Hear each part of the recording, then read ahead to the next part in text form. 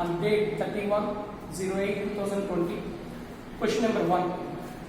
In a hydrogen atom, electron moves in an orbit of radius 5 × 10⁻11 meter with a speed of 3.14 × 10⁶ meter per second.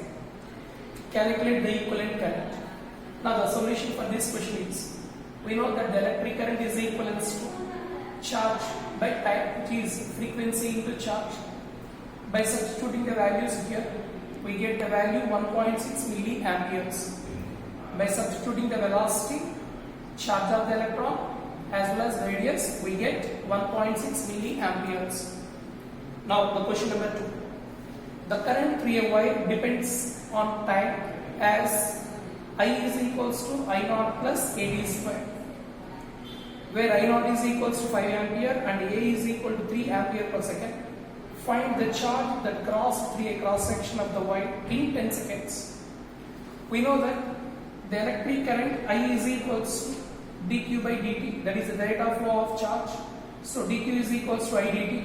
The net charge is the integration of the electric current with respect to time. By substituting the values, I is equals to I naught plus AD square from the limits 0 to 10. After the integration, I naught into t plus ATQ by t. By substituting the values of I naught and A here, we get the total charge 1050 coulombs, that is 1050 coulombs. Now, the question number 3. Consider a wire of length 2 meter and cross-sectional area 1 millimeter square, carrying a current of 4 ampere. If each cubic meter of the material contains 10⁻29 free electrons, find the average time taken by an electron to cross the length of the wire.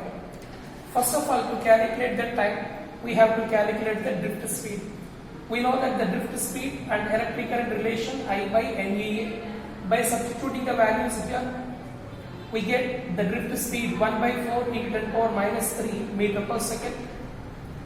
And now the time taken to cross the length of the wire L by substituting the values, finally we get the time taken 8 × 10³ seconds. Now the question number 4. An electron of mass m moves around the nucleus in a circular orbit of radius r under the action of centripetal force. The equivalent current is. Now the solution for this question, we know that the electric current E into the charge of the electron and the frequency V by 2 pi r. But the centripetal force F is equals to mv square by r, and from this equation the velocity V is equal to √fr by m. By substituting this value in the above equation, we get I is equals to E by 2 pi of √f by r into m. Now the question number 5.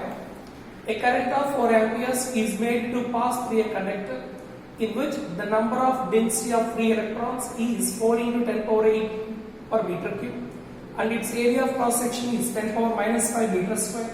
The average drift velocity of free electrons in the conductor is. Now the solution for the question number 5. We know that the drift speed and electric current related as I by NEA. By substituting the values of the electric current and density as well as area, we get the drift speed 6.25 × 10⁻⁻5 meter per second and approximately 6.3 × 10⁻⁻5 meter per second. Now the question number 6. If n, E, T and m representing electron density, charge, relaxation time and mass of an electron respectively, then the resistivity of the wire of length L and cross-sectional area A is given by. We know that the relation between the resistance and relaxation time R is equals to ml by n E square A into T. But the resistance and resistivity related R is equal to ρL by A. So resistivity is equal to RA by L. By substituting the above value here, we get finally m by n E square into T. Next, the question number 7. When a potential difference of 5 volts is applied across a wire of length 0.1 meter, the drift speed of electrons is 2.5 × 10⁻⁴ meter per second. If potential difference is 10 volts, then the drift speed is, we know that the drift speed is directly proportional to the potential difference applied across the length of the conductor. Thereby, V1 by V2, I mean the drift speed in the first case 2.5 into 10 power minus 4 by the new case is equals to potential difference in the first case 5, 10. We get the drift speed in the second case is equals to 5 into 10 power minus 4 meter per second. Now the question number 8.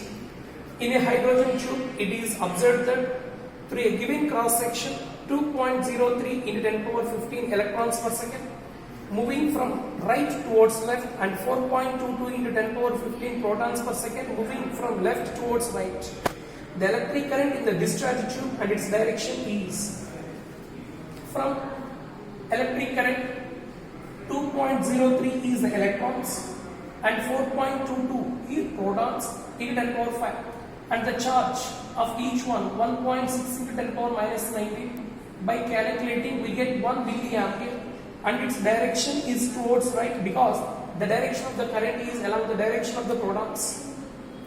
And the next one, question number 9. A steady current is passing through a linear conductor of non-uniform cross section. The net quantity of charge crossing any cross section per second. Charge passing through the non-uniform area or uniform area, whatever it may be, it is clearly independent of cross-sectional area. And now finally, the question number 10. A current is established in a discharge tube of cross-section 18 to 10 power minus 4 meters square when a sufficiently high potential difference, approximately 32 kilovolts, is applied across the two electrodes in the tube. The gas ionizes, electron moves towards the positive terminal and positive ions moves towards the negative terminal. What is the magnitude of the current in the hydrogen discharge tube in which 3 into 10 power 18 electrons and 2 into 10 power protons move past the cross-sectional area of the tube in each second? We know that I is equals to NE by T. Here, from the given data, the number of electrons 2 into 10 power 18 and the positive ions 3 into 10 power 18. So totally 5 into 10 power 18 and the charge of the carrier 1.6 into 10 power minus 19 within 1 second. After the calculation, we get the electric current 0.8 amperes.